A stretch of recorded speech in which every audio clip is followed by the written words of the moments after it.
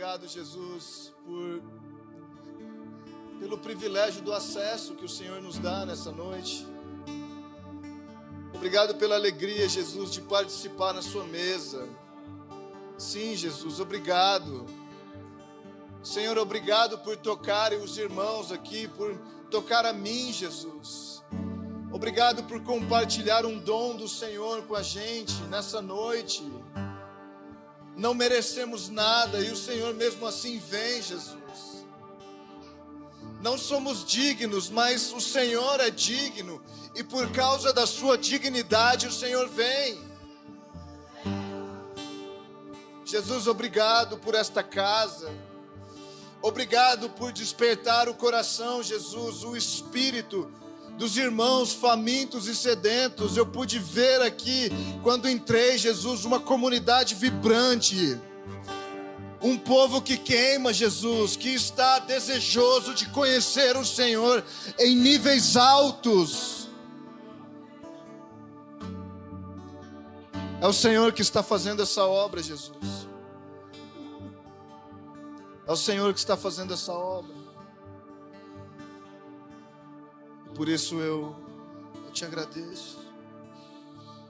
Te agradeço, Jesus, por cada preciosa pessoa aqui hoje. Na medida que nós continuamos ministrando na Tua presença, Jesus, que mais da Tua graça, que mais do Teu acesso,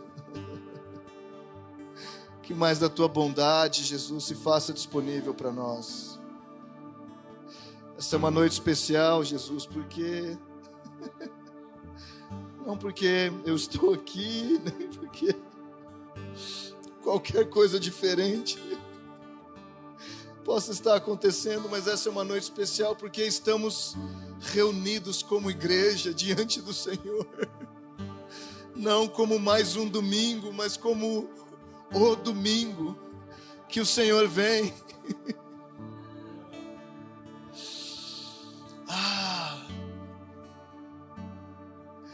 Que grande satisfação, Jesus. Alegria, plenitude nós temos nessa noite. Aleluia. Aleluia.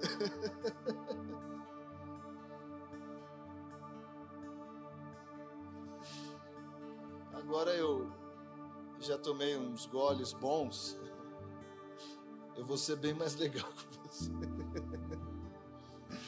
Porque antes de eu beber um pouco, não leve a mal, do vinho novo, o vinho do Espírito de Deus, eu não sou tão legal. Então eu aproveito para usar as minhas manhãs quando eu acordo para fazer isso.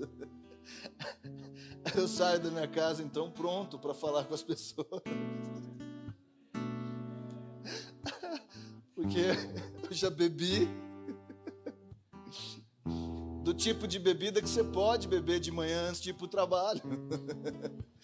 Do tipo de bebida que você pode beber enquanto você está dirigindo. Do tipo de bebida que não vai te fazer mal, não vai te desviar do caminho. E esse é o vinho novo da presença dele, meus amigos. Ele é maravilhoso.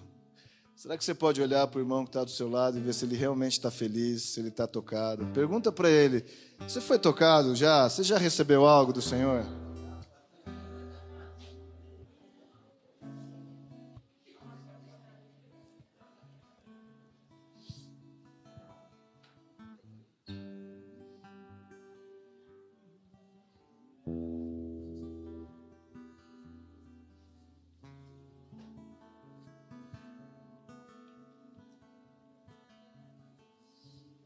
Ok, não? É 10? Glórias. Ah, não precisa. Não farei mal contigo.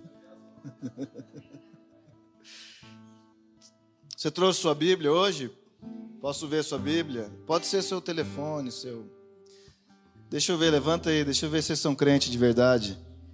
Se você não tem uma Bíblia, fica perto de alguém. Assim, ou se você não tem uma Bíblia eletrônica ou ou a sua Bíblia de papel. Tem uma piada de um velho missionário que diz, e ele está bem atualizado, porque ele disse, não, eu mantenho a minha Bíblia em papel, porque no Apocalipse, quando acabar a energia, eu vou ter ainda a minha Bíblia. Eu falei, eu não sei se eu vou conseguir, eu ando lendo muito a Bíblia digital, então... Não é uma piada boa, mas em 1970 ela funcionava. Eu acho que vocês realmente não estão felizes. As minhas piadas são tão boas que elas são muito sem graça e a gente ri de tão ruim que elas são, entendeu? Então dá tudo certo, eu fico super feliz. E abra sua Bíblia comigo em Hebreus no capítulo 11. Hebreus capítulo 11. Eu sei que talvez você está muito acostumado a só ouvir os textos, mas é muito bom quando você lê e você entende o que... Você desenvolve um relacionamento com as suas escrituras. Hebreus no capítulo 11.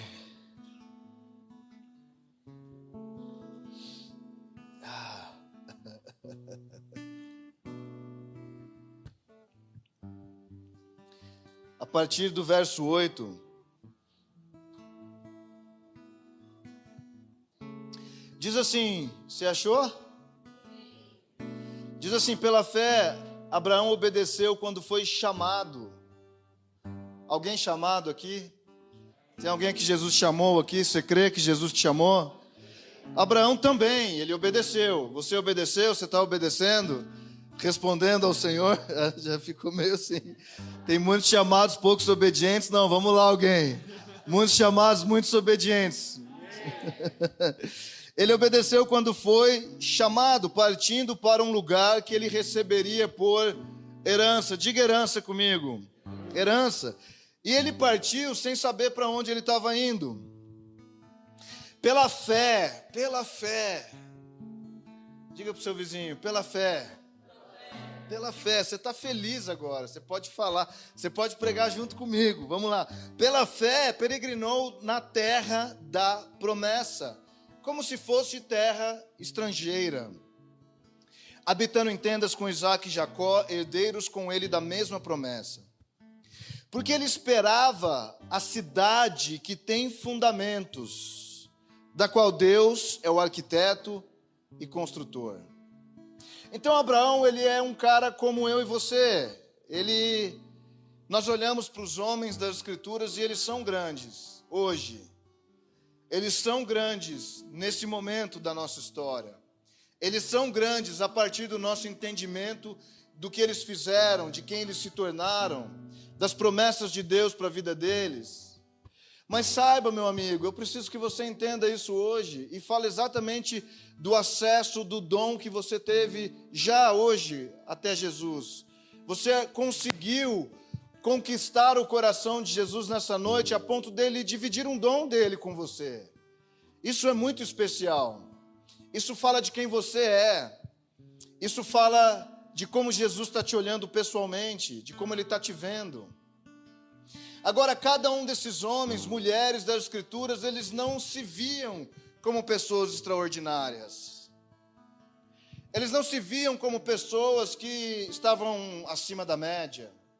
Eles não se viam como pessoas que estavam vivendo uma vida diferente das outras pessoas, no sentido de que eles eram superiores, de que Deus olhava mais para eles. Claro que eles tinham uma revelação a respeito do próprio Deus. E uma revelação a respeito do próprio Deus te faz olhar para o Senhor, ver quem Ele é, encontrar nele a sua identidade. E à medida que você encontra a sua identidade, você sabe exatamente quem você é. Mas você nunca se sente superior. Vamos lá, alguém. Você sabe exatamente quem você é. Você sabe exatamente quem Deus tem te feito. Você sabe que Ele tem te dado um coração para amar mais. Você sabe que Ele tem te convidado para se separar mais do mundo. Você sabe o quanto Ele tem te feito amar e se apaixonar mais pelas coisas do alto, pelas coisas que você não vê nessa terra. E aí você começa a ver que você realmente é diferente das pessoas. Não porque você é superior ou melhor, mas porque você tem diferentes prioridades. Você tem agora diferentes prioridades, você deseja coisas diferentes. Você tem um drive, ou seja, uma motivação, algo que te leva, que te motiva, algo que dirige o seu olhar, dirige a sua atenção, dirige o seu coração, que é diferente dos seus amigos, dos seus colegas de trabalho, por exemplo, dos seus amigos na faculdade, dos seus familiares. Você começa a ver que é na família de Deus que você se encaixa. Você começa a perceber que você é um peixe meio fora d'água. Você se sente alguém nadando em águas estrangeiras. Você não está sozinho nessa. Porque Abraão, quando ele foi chamado, a Bíblia diz, quando ele foi chamado pelo próprio Deus, Deus disse em Gênesis no capítulo 12, Abraão, sai da tua terra, sai da tua parentela, sai do lugar comum, sai do lugar onde você já chegou no topo do que eu podia fazer na sua vida. Infelizmente, hoje em dia, nós temos um entendimento bíblico comparativo. Nós temos profecias comparativas. Nós temos revelações comparativas, que sempre coloca alguém por baixo e um outro ser humano por cima. Isso não é de Deus, isso não vem do Senhor. Não existe nós vamos ser, Deus vai te fazer melhor do que todo mundo que está errando. Eis que te diz o Senhor. Deus vai te fazer alguém que vai se diferenciar na sociedade. Pessoas vão olhar para você porque todo mundo é bem ruim, cara. Isso não tem nada a ver com o Evangelho. Quando Jesus quer te fazer alguém, é porque Ele quer dar desse alguém que Ele te fez para uma outra pessoa. Para uma outra pessoa que ainda não tem o que esse alguém que você está se tornando acaba tendo e conquistando. E por isso que é pela graça, por isso que não é por mérito. Não existe meritocracia no reino de Deus. Não existe plano de carreira. Ele dá para quem Ele quer. Romanos 9 diz que para que a eleição prevalecesse, o maior serviria o menor. Por causa da vontade de Deus, Ele diz, tenho misericórdia de quem eu quero ter, tenho misericórdia de quem eu desejo ter, e não terei de quem eu não quero ter.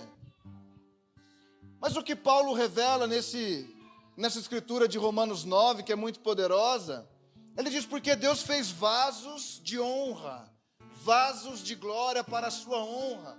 E ele diz, nós que somos esses vasos, quem somos nós? Eu e você. Então, eu creio que Jesus me escolheu. Eu creio que Jesus te escolheu. Eu creio que Jesus nos escolheu. E nós não estamos tentando resolver o problema, a equação da humanidade, sob a ótica do próprio Deus, porque Ele é Deus e nós somos homens. Mas sim, nós estamos nos tornando alguém, nós estamos crescendo em maturidade, nós estamos nos desenvolvendo na nossa fé, como estamos aqui hoje, nesse lugar, nessa casa, para que quanto mais Ele dá para a gente, mais a gente pode dar para outros. Vamos lá, alguém? Mas Deus, você escolheu esse, escolheu aquele? Não, Ele escolheu a mim, Ele escolheu você, Ele está escolhendo as pessoas que Ele põe ao seu lado. Deus está escolhendo todo mundo, porque Ele quer salvar todo mundo. Mas a verdade é que Ele quer fazer de você alguém salvo, santificado, aperfeiçoado, para que aquilo que você carrega em si, Ele pode começar a compartilhar com outras pessoas através de você. Abraão saiu do lugar comum por causa de uma nação, por causa de um povo. É difícil talvez hoje você pensar, mas como que eu sou alguém, um pai de nações, uma mãe de nações? Como... Isso não é possível, eu preciso, sei lá, ser um pregador importante, pastor de uma igreja importante. Meus amigos, o reino de Deus não está contido em nenhuma dessas coisas. O reino de Deus, onde ele está? Quando Jesus perguntou, ele foi questionado, quando viria o reino de Deus? Quando viria? Jesus disse, o reino de Deus está aqui.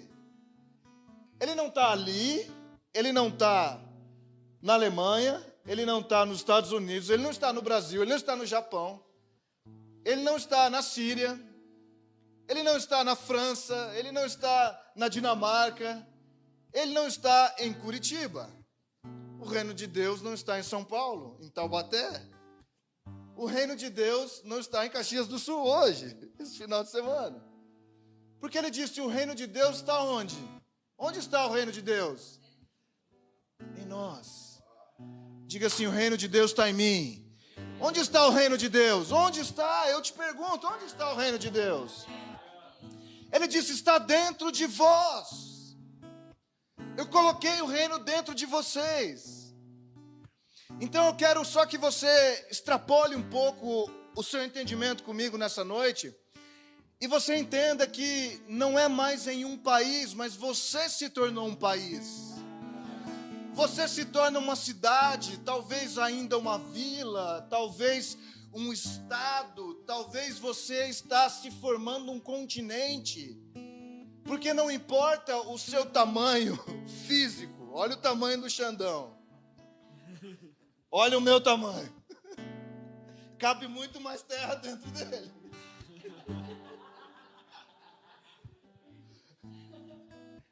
Mas a verdade é que Jesus não está contido nessas limitações naturais que eu e você entendemos. Porque o reino de Deus está dentro de você e não há limites. Vamos lá, gente, não há limites. Não há limites. Não há limites do quanto o reino de Deus pode crescer dentro de você. Não há limites. Não precisa ser só 4 ou 5 versos da Bíblia que você sabe. Não precisa só uma oraçãozinha de 5 minutos a cada 2 dias. Não precisa só ler um capítulo da Bíblia por mês. Não precisa. Você pode ter o quanto você quiser. Você pode ter. Ele disse, venha a mim os que estão sedentos e beba livremente. Livremente é de graça, meus amigos. Livremente não paga. Isaías 55, vocês que não têm dinheiro, compre leite, compre vinho, compre e beba. Venha para a minha mesa. Não importa a situação que você esteja hoje. Jesus é ilimitado. Mas eu e você não, somos limitados. Mas o Cristo em nós é ilimitado. O Cristo em nós é grande. O Cristo em nós, Ele está numa medida na sua vida hoje. Mas a medida que Ele está na sua vida hoje pode ser maior amanhã. E depois de amanhã ela pode ser ainda maior. E depois ela pode crescer um nível a mais e ser ainda maior. Você sabe o que eu amo a respeito de Jesus? É que quando Ele veio, morreu naquela cruz que custou tudo para Ele. Quando Ele veio e Ele foi arrastado, como você já viu talvez naquele filme, que eles tentam replicar a morte de Jesus, que Ele sofreu, foi cravado em espinhos, foi cuspido, desprezado, dilacerado na sua carne. Quando Jesus fez todas essas coisas, e Ele morre e ressuscita, e Ele mostra para os principados e para as potestades o segredo que estava oculto por gerações e gerações e gerações, de que pela sua igreja, através da sua igreja, através da morte e da ressurreição, Ele iria levantar uma igreja. Meu amigo, Satanás jamais poderia imaginar aquilo. Satanás, os principados e potestades, aqueles que Paulo diz que governam os espíritos dominadores das regiões celestiais, esses espíritos das trevas, esses que procuram tentar a sua vida, seduzir você com prazeres da sua carne, tentar te manter em vícios, tentar tirar os seus olhos do alto e colocar os seus olhos nos problemas, aqueles que tentam enviar doenças sobre nós, que tentam enviar depressão, que tentam mexer com a nossa autoestima, que tentam tirar a nossa perspectiva saudável de uma vida completamente plena em Jesus. Esses espíritos jamais podiam imaginar que quando o Filho de Deus fosse crucificado, o Espírito de Deus ia cair sobre todo aquele que confessa o nome de Jesus. Pequeno, grande, não importa tribo, nação, raça, língua, não importa mais. O Espírito de Deus está sobre você hoje. O Espírito de Deus está sobre nós. O inimigo jamais iria crucificar o Filho de Deus se ele imaginasse isso. O mistério oculto por gerações, e Paulo tem essa revelação em Efésios 3, ele diz, o mistério que estava oculto por gerações, ele revelou aos seus santos apóstolos e profetas, de que mediante a sua igreja, a multiforme sabedoria de Deus iria ser conhecida dos principados e potestades. Meus amigos, Jesus começou uma obra. Ele começou uma obra há mais de 2000 anos atrás. E o propósito do Senhor é destronar os principados e potestades, que ainda governam as regiões celestiais. Eles não governam a sua vida, nem a minha. Eles podem tentar alguma coisa, ora dá certo e você dá um chu e retorna, volta para o lugar. Ora você sofre uma resistência, ora você toma uma flechada. Mas o próprio Jesus nos sustenta, nos levanta, nos coloca num lugar novamente justo, justos diante de Deus, justificados, justos. Isso é um termo legal, porque era necessário que alguém sem pecado pagasse o preço. E Jesus pagou o preço para eu e você hoje sermos justos. Deus nos aceita, nos recebe, mesmo quando erramos, mesmo quando pecamos. 1 João 9, ele é fiel e justo para perdoar você quando você confessa para Ele os seus pecados. Confesse para Jesus. Reconheça no seu coração quando você erra. E Ele é fiel e justo para te perdoar dos seus pecados.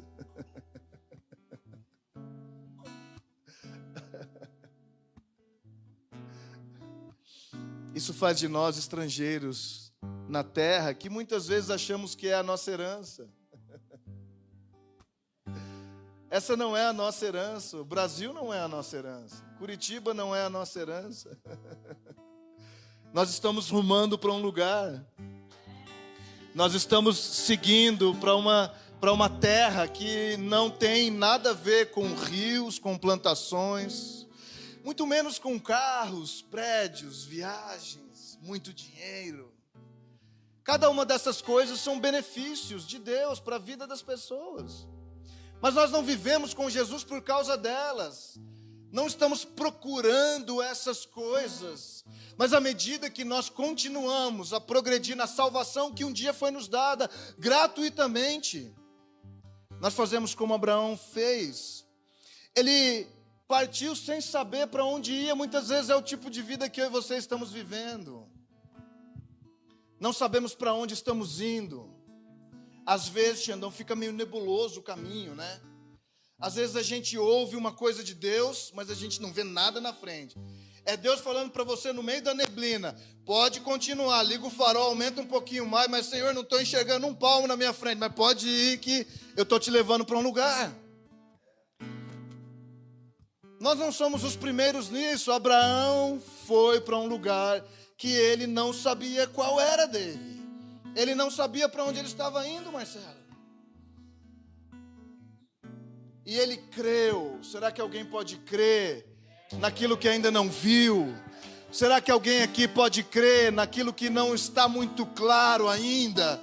Será que alguém pode crer quando estiver nebuloso na sua frente? Será que você pode crer contra as circunstâncias que são desfavoráveis talvez hoje? Nós não vivemos por vista, mas por fé. Vamos lá, minha gente. E à medida que ele ia, pela fé, peregrinando num lugar que não era a herança dele, ele não entendia isso ainda. A herança dele estava quando Deus disse para ele: Abraão, eu vou te fazer uma grande nação. Essa era a herança de Abraão. Ele não entendeu isso no início da sua vida. Ele achou que inclusive aquilo viria através de Isaac, como um filho natural. E claro, Deus deu Isaac para ele. Isaac foi parte da descendência, mas ele não estava vendo a mim e a você ainda naquele dia. Ele não percebia que tinha a ver comigo hoje estar aqui diante de vocês, pregando o evangelho que ele mesmo um dia creu. Gerações futuras não sabem o que você está vivendo hoje. Eu e você somos desconhecidos. Mas, meus amigos, nós estamos nos tornando relevantes no lugar certo, no lugar chamado Reino de Deus, nas regiões celestiais. À medida que você ganha território, você adora Jesus, você anda com Ele, você se apaixona com Ele, você está ganhando território nas regiões celestiais. A sua terra prometida está crescendo dentro de você. E ele continua andando, habitando pela fé, peregrinando na terra da promessa como em terra alheia, habitando em tendas. Tendas. É muito difícil para a natureza humana viver um tempo apenas provisório aqui nessa vida, nessa terra. É difícil para nós.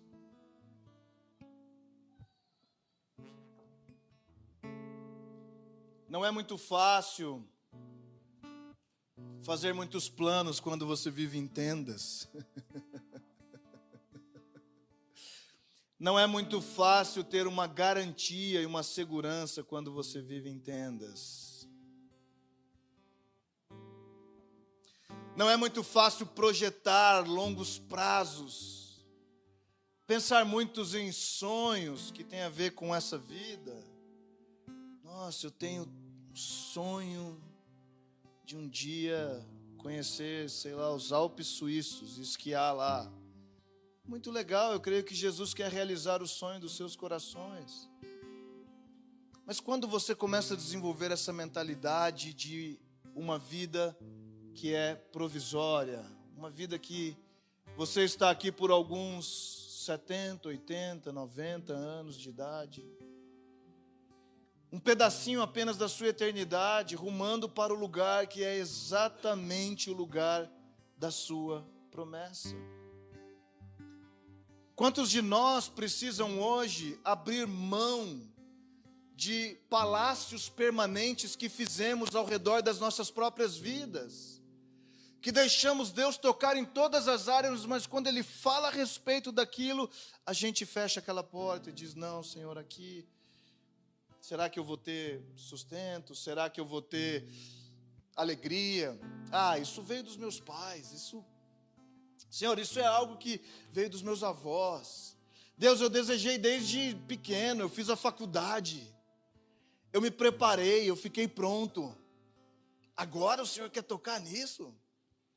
Jesus, será? Como assim? Meus amigos, quem vive em tendas não tem nada permanente o suficiente que Jesus não possa tocar. Nada. Nenhuma área da sua vida. E você vai ver, vivendo em tendas, desmontando a sua tenda quando for necessário desmontar, para montar numa nova fase, num novo nível, numa nova estação da sua vida. Você vai ver que depender de Jesus é a maior segurança que eu e você podemos ter nas nossas vidas. Porque a Bíblia diz que Ele é fortaleza. Ele é fortaleza. Então nós conseguimos ter segurança em quê? Nas nossas finanças em Cristo Jesus, nas nossas emoções em Cristo Jesus, na nossa família em Cristo Jesus. Meus amigos, não há segurança nessa terra para nós, porque quando depositamos os nossos olhos, a nossa energia, a nossa força em algo que vai perecer, Nós perdemos o olhar do alto. E a herança que Jesus tem para você não é uma casa própria. Isso é um benefício da salvação. Vamos lá, alguém.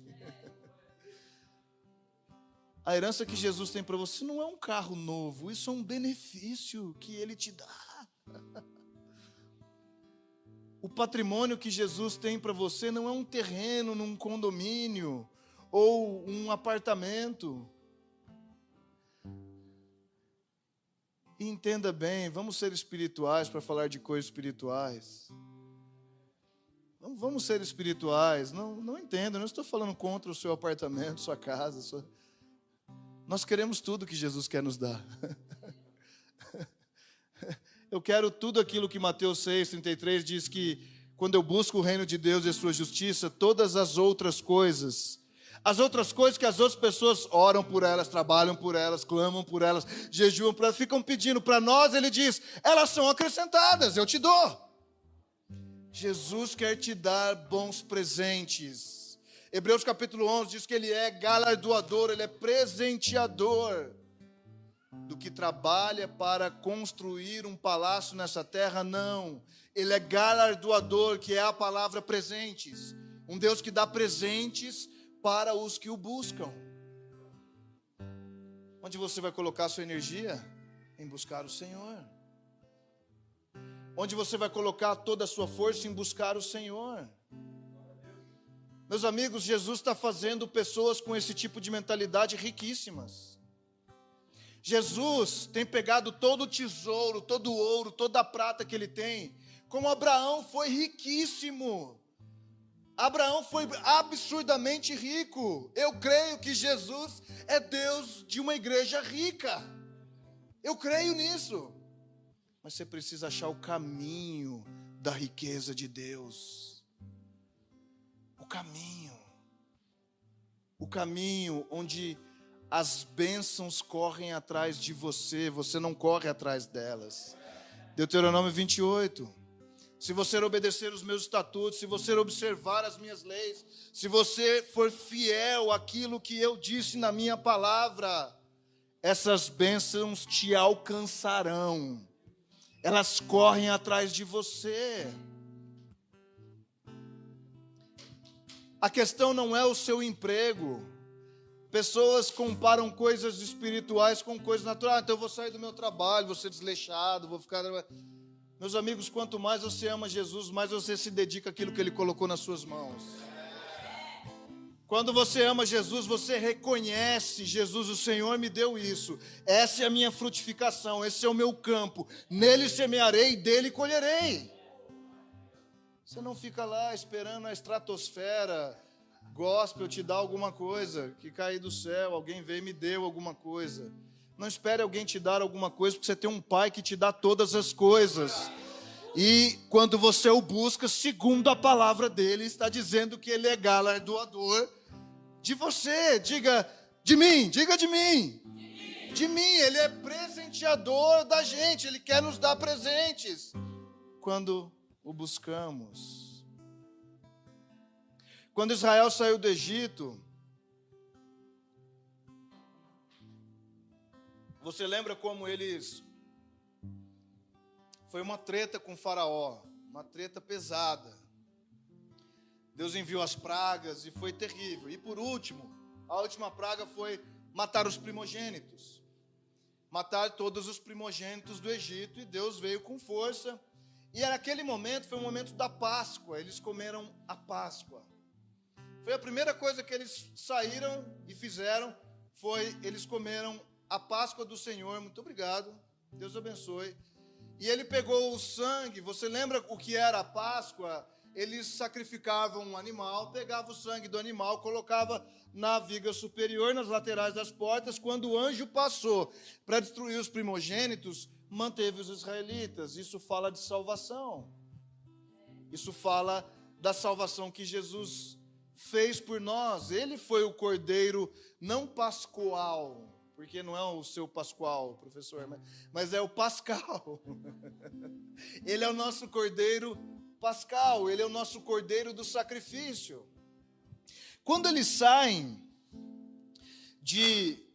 do Egito, Tem uma coisa muito poderosa que acontece com eles no verso 37, depois que eles comemoram a Páscoa, e que representa a nossa vida em Cristo Jesus. Ele morreu por nós, e agora temos vida através do sacrifício do sangue de Jesus. No verso 37 de Êxodo 12, diz assim: assim partiram os filhos de Israel de Ramessés para Sucote, cerca de 600 mil homens a pé, somente de homens, sem contar mulheres e crianças.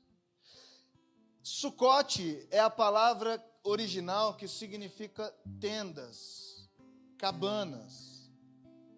Então, à medida que o povo sai, e você precisa, meu amigo, é tão urgente que eu e vocês, nós entendemos a Bíblia por completo, porque aquilo que no Novo Testamento é meio assim, difícil de entender, alguma coisa que você não vê, como é que eu vou aplicar isso no nosso dia a dia? O Velho Testamento está cheio de aplicação real, porque para eles era natural. Então, para eles a guerra era natural, para eles o templo era natural, para eles... Então, isso ensina, quando você entende o Velho Testamento, você entende muito do Novo. O velho era uma sombra, você tem luz no Novo, mas não tem como você ter a luz sem você enxergar antes a sombra, onde tinha sombra. Porque senão é tudo luz e você fica cego, você não vê. Então, a questão é que, quando eles saem do Egito, eles são salvos, recebem Páscoa, simboliza a nossa salvação. Logo depois, eles vão para Sucote. E essa revelação de Sucote era um lembrete constante para o povo de Israel, assim como é para mim e para você, que depois que somos salvos, precisamos continuar morando em tendas. Precisamos continuar constantemente vivendo em lugares que são provisórios, porque o nosso Deus é um Deus de movimento. O nosso é um Deus que Ele não parou de fazer aquilo que Ele fez um dia, lá atrás, e ficou na história. Muitas igrejas, muitas denominações, eles vivem ao redor de uma história que Deus realizou lá atrás. Meus amigos, eu já participei de momentos públicos, de conferências, de cultos, coisas da manifestação da presença de Deus que foram surreais, que eu não consigo nem descrever para você. Mas eu não quero ficar preso naquelas experiências que eu tive lá atrás. Eu quero saber o que Jesus está fazendo hoje, agora. Eu quero participar de um Deus que Ele não ficou cravado na cruz 2000 anos atrás. Ele ressuscitou, Ele está vivo, Ele fala, Ele olha, Ele nos visita, Ele vem tocar a nossa vida e Ele quer fazer algo fresco ainda hoje. Então, quando nós vivemos em tendas, quando nós respondemos a esse chamado, aquele que foi chamado, obedeceu e foi, você monta a sua vida ao redor da presença de Deus. Você não monta a vida ao redor das coisas agora que Deus está te dando. A vida de muitas pessoas fica boa depois que eles recebem Jesus. E Jesus, Ele não perde porque para Ele lhes falta, mas os profetas que Jesus salva, muitos desses são perdidos no meio do caminho por causa dos benefícios acrescidos. Do dinheiro que se ganha, da vida que é ajustada, do casamento que foi consertado, dos filhos que vão bem agora, daquele sonho que foi realizado, daquela promoção que você não esperava e aconteceu. Deus é tão bom que Ele começa a mexer na vida de pessoas que elas constroem as suas vidas ao redor do maná e da carne que cai do céu, e não da própria glória e da presença de Deus. As nossas tendas precisam ser móveis o suficiente para que a gente desmonte elas no momento que Deus diz para você: eu preciso que você continue avançando. Tem algo que tem tomado o seu coração, tem algo que tem chamado a sua atenção mais do que eu. Tem algo que tem atraído o seu olhar mais do que a minha vida atrai o seu olhar. Você já não ama como você amava antes, você já não ora como você orava antes. Você já não jejua mais, porque jejuar é só uma coisa de denominações passadas, né? Imagina. Como assim? Você já não faz sacrifícios para o Senhor. Os sacrifícios aceitáveis. Meus amigos, nós continuamos vivendo em tendas para lembrarmos quem nós somos, de onde Ele nos tirou quando não tínhamos nada, de onde Ele nos tirou quando a nossa vida estava cheia de problemas, que com um toque Ele nos livrou de todos. Nós continuamos habitando em tendas, e principalmente para que você chegue no destino que Ele quer que você chegue. Existe um lugar chamado Jerusalém Celestial. Existe um lugar chamado a noiva de Cristo. Existe um lugar chamado uma nova terra, novos céus e nova terra.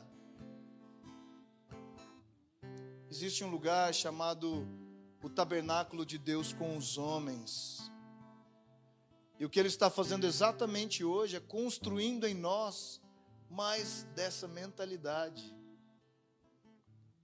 Ele está construindo em nós mais desse olhar, de perceber que a nossa vida não tem a ver com as coisas naturais.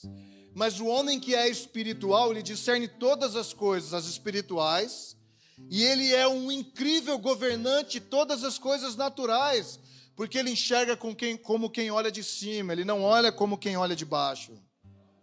Ele não tem um olhar que é raso, entende apenas as coisas nos níveis de necessidade. Ele sabe que ele está subindo, que ele está indo para um lugar mais alto, que ele foi chamado para Jerusalém Celestial. Quando você vive em Sucote, quando você vive em tendas, você está sendo apto para cumprir o último e final plano de Jesus com a sua igreja. Levíticos 23, no verso 42, fala a respeito de uma festa de Israel. Era a terceira festa na ordem. Você tinha Páscoa, Pentecostes e essa era a festa de tabernáculos. Você precisa conhecer um pouco mais essas festas, porque elas falam exatamente da nossa vida com Jesus nos nossos dias. Você é salvo na Páscoa quando você recebe Jesus. O sacrifício do Cordeiro é a sua Páscoa. Você e eu estamos em Pentecostes hoje. Não porque apenas, e tem tantas teorias sobre isso, nós recebemos o Espírito Santo. Claro que você tem o Espírito Santo sobre a sua vida. Eu creio nisso. Alguém aqui tem o Espírito de Deus sobre si? Você crê nisso comigo? Mas a experiência de Pentecostes não é esse Espírito Santo. Então, você está livre de uns pecados agora, você não se prostitui, você não quer agora roubar mais, você não mente mais só de vez em quando, você não fica tentando, corromper as pessoas. E você tem uma vida onde agora o Senhor está escrevendo as leis dele no seu coração. Essa não é uma parte muito prazerosa. Quando você é salvo, tudo é flores, tudo é maravilhoso. Mas à medida que você vai andando e se relacionando com Jesus, você vai tendo uma experiência com o fogo consumidor dele. Hebreus 12, 29. Faz parte da natureza de Deus, ele é fogo consumidor. Fogo não é um arrepio, não é cair no chão, não é. Isso faz parte de uma manifestação, pode ser uma manifestação do fogo de Deus. Mas o fogo de Deus vai arrancar de você o que não é bom na sua vida para Ele. O que está imperfeito, o que está desviado, o que está incorreto, Ele vai arrancar, o fogo faz isso. E geralmente nós nem sabemos, à medida que andamos com Ele, o que é que está fora do percurso, o que é que está corrompido em nós. Porque, cara, eu vou na igreja, eu oro, eu leio a Bíblia, eu dizimo, eu oferto, eu vou no GC, eu tenho comunhão, eu estou em comunhão com o meu pastor, estou alinhado. Tudo isso é maravilhoso e faz parte da nossa vida cristã. Mas nenhuma das coisas que fazemos em si podem representar completamente a sua identidade, seu chamado. Representa parte de quem você é, mas não define completamente quem você é, porque quem você realmente é, o Senhor vê lá no seu secreto com você. É no lugar secreto que é revelado quem nós realmente somos. Então, em Pentecostes, que é exatamente a era que estamos vivendo agora, nós estamos na era da igreja. A era onde Jesus está com o seu dedo de fogo, não escrevendo mais em tábuas de leis, mas escrevendo com o seu dedo de fogo nas tábuas dos nossos corações. Paulo teve essa revelação, 2 Coríntios capítulo 3, ele entendeu que Deus agora escreve nos nossos corações. Nós somos as cartas, nós somos a própria encarnação da Bíblia pelo Espírito de Deus dentro de nós. Estamos nos tornando exatamente o que a palavra fala a nosso respeito. Mas esse é um processo que às vezes é meio espinhento. É um processo. Mas eu te encorajo e te digo que quanto mais você se entrega nesse processo, quanto mais você se rende à obra de Deus, ao trabalho dele. Quando eu falo obra de Deus, você entende que é servir no staff. Muito obrigado, meus amigos. As nossas igrejas não acontecem sem vocês, não. Vocês são preciosos e maravilhosos. Eu amo vocês. Mas a obra de Deus está sendo feita dentro de vocês, de cada um de vocês. A obra de Deus está sendo feita dentro de cada um de vocês. Quanto mais você se rende à obra de Deus, quanto mais você se submete, palavra difícil hoje, corrói os ouvidos de muitos. Quanto mais você é submisso à própria operação do Espírito de Deus, tirando, substituindo mentalidades, sofismas, fortalezas, pensamentos, culturas familiares, culturas religiosas, ideias a respeito de Deus, aprendizados do passado, feridas, frustrações, cargas pesadas que carregamos sem perdão ao longo da jornada. Meus amigos, cada uma dessas marcas, o Espírito de Deus vem e o próprio dedo de Deus nos nossos corações com fogo. Por que o fogo? Porque o fogo consome, arranca, destrói, fogo. Ele não é educado, o fogo de Deus. Ele não pode ser contido. Ele não vem apalpar, só dá uma apaziguadinha e dá um tapinha. Não, ele arranca para fora. Ele tira. Então a nossa tenda está armada num lugar onde nós vamos sendo transformados nessa geração, nesse tempo de vida. E é pessoal, é seu que eu estou te falando. Eu não estou te falando algo teológico para você conhecer mais ou para você aumentar o seu repertório. Eu estou falando de algo que é vivo para a sua vida, meus amigos. Porque a razão pela qual a menção de Sucote começa na salvação é porque o lugar final, o lugar de destino de Deus está em Apocalipse 21. Quando ele diz no verso 1, vi novo céu e nova terra, pois o primeiro céu e a primeira terra se passaram, o mar já não existe. Vi também a cidade santa no verso 2, a nova Jerusalém, a cidade santa que descia do céu. Mas quem é a cidade santa? A cidade santa é feita de pedras, a cidade santa é feita de cimento, tem reboco, tem acabamento, tem porcelanato na cidade santa. Não, ele diz que descia do céu da parte de Deus ataviada, como noiva adornada para o seu esposo. Aqueles que viveram em tendas durante a sua vida toda, eles são encontrados no final. Meu amigo, eu te vejo no seu futuro. Eu não sei se você se vê, mas eu consigo te ver no seu futuro. E a minha urgência aqui hoje é te encorajar para que você se veja no seu futuro, para que você enxergue além do que você está vendo a sua vida hoje. Talvez você entrou aqui trazendo as cargas dos seus problemas, das coisas que você está vivendo exatamente hoje. Eu não te culpo, não te julgo e não digo que talvez seria diferente, mas eu estou te desafiando a tirar o seu olhar dessas coisas que servem para te aperfeiçoar, viu? Que servem para escrever mais as leis de Deus no seu coração, viu? Para que você olhe para um lugar mais alto, para que você veja o seu destino. O seu destino está num lugar alto chamado a noiva do Cordeiro, que ela está preparada, adornada para o seu esposo, e ela desce do céu. Ela desce. Ela desce. Você entende melhor Pentecostes quando você entende o templo de Salomão.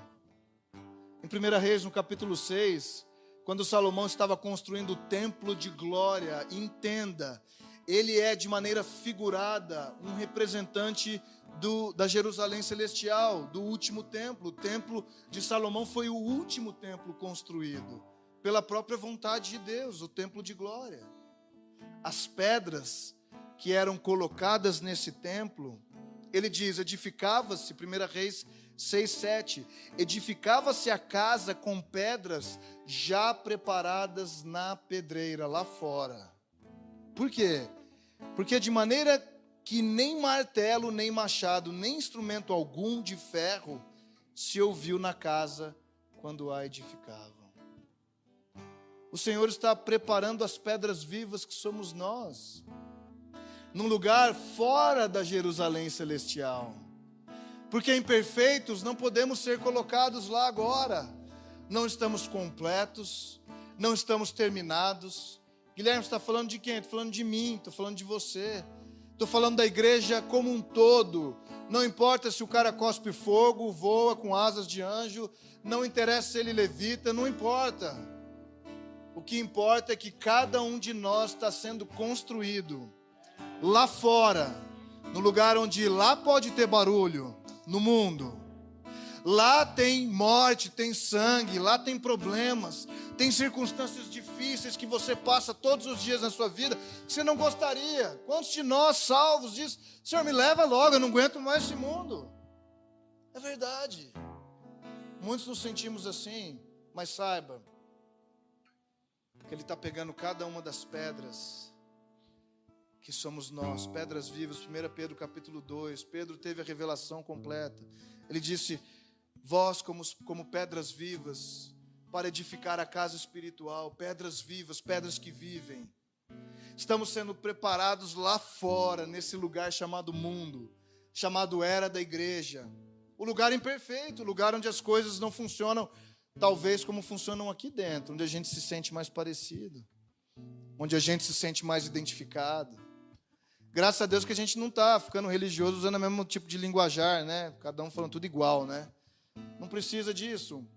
Mas o que eu quero dizer é que à medida que Ele nos prepara aqui hoje, saiba, Jesus vai colocar cada um de nós, uns ao lado dos outros, cada um preparados. E essa casa, chamada Jerusalém Celestial, vai ser uma habitação que não será mais uma tenda.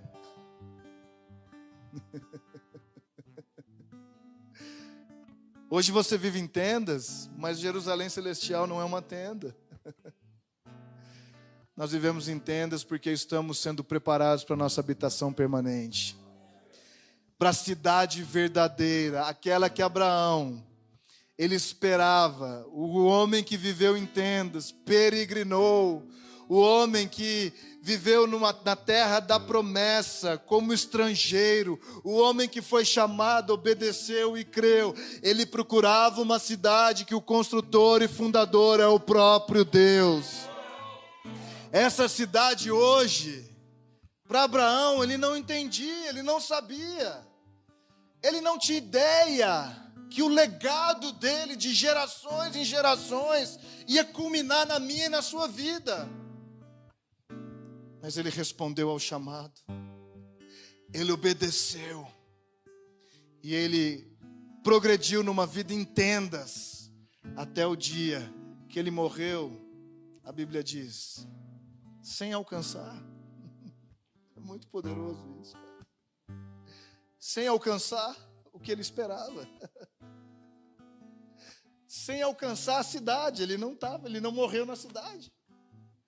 Ele não morreu na Jerusalém Celestial.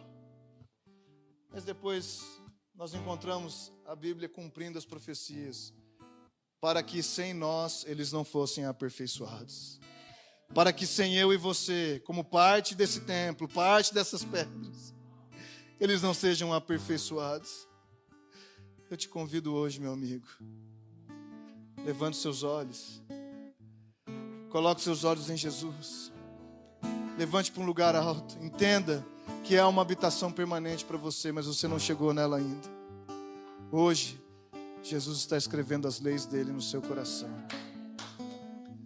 Senhor, nós te pedimos exatamente agora, à medida que te adoramos, te pedimos, respondemos a essa palavra, Jesus. Respondemos a essa verdade, Jesus. Respondemos, Jesus, a essa verdade. Respondemos, Jesus, ao nosso lugar alto, à nossa promessa permanente, ao lugar da Jerusalém celestial. Respondemos sim, Jesus. Respondemos.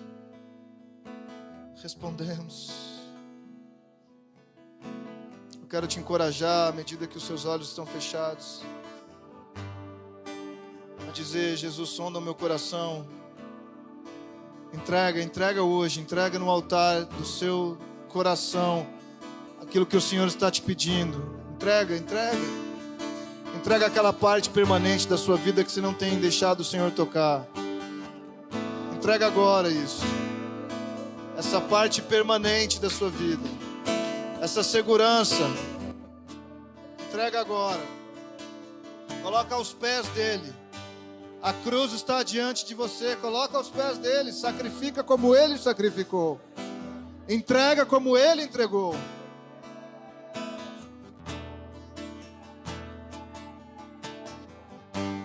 Eu me rasgo por inteiro, faço tudo, mas vem novamente. Eu mergulho na mirra ardente, mas peço que tua presença aumente. E se eu passar pelo fogo, não temerei na tua fumaça de glória. Eu entrarei longe do santo dos santos, não sei mais viver.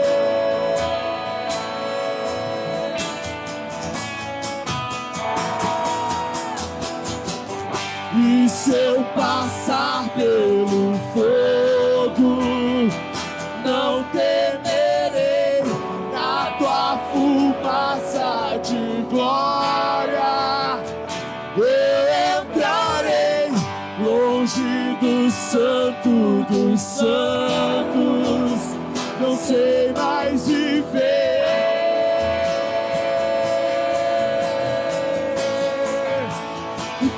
Já pisou o santo dos santos em outro lugar, não sabe viver.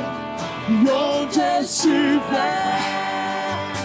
clama pela glória, a glória de Deus.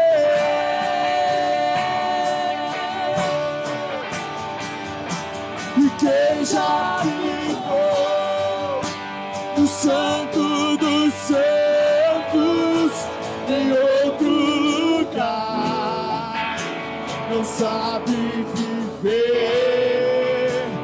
E onde estiver, clama pela glória, a glória de Deus.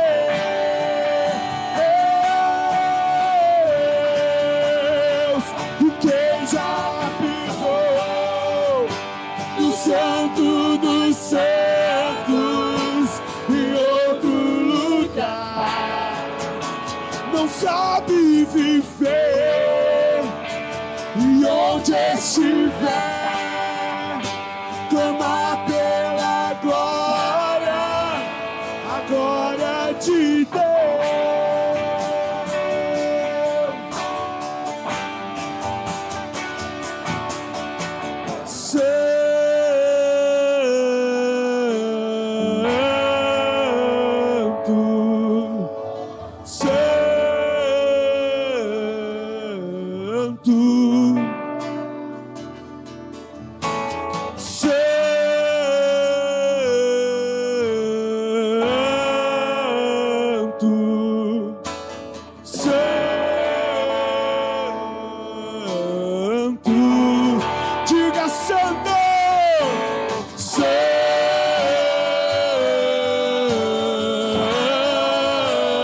Tu